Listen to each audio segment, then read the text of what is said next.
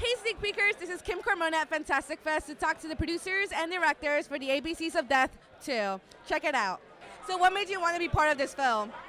I think jealousy at first.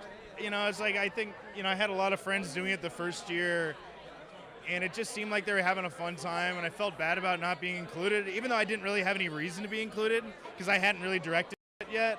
But after doing Cheap Thrills, I was like, all right, maybe I can take advantage of this and try to get in on it. So, yeah. So your letter A, can you tell us what the A stands for? No, not yet. Why? Maybe I think you can. All right.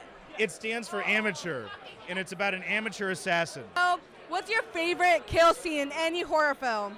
My favorite kill scene in any horror film.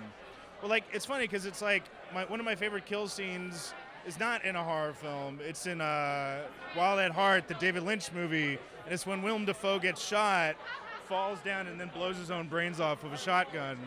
So it's not really a horror movie, but it's just one of my, the accidental quality of it is so great. I love it when something bad happens in a sloppy way.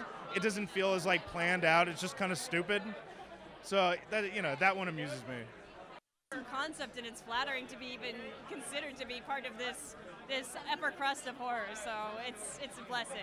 It's like a giant sampler appetizer dish of the best around the world, and to even be included in the extreme talent in this, they're like, oh my god, I must be doing something right that I'm actually here. I'm such a fangirl that when I saw the other directors, I was like, oh my god, Sion Sono? Oh my god, he's one of my favorite directors. Or Steve Kostansky from Astron 6, or the directors of Rabies, or I could just go on. I want to see mine, but I've seen it, but I want to see everybody else's so badly. Can you tell us what letter you are and what the letter stands for? Yes, we are T is for torture porn. Interesting. Well, if you guys could do any other letter, what would you do? Or if you get to torture porn was close to our heart for a very long time.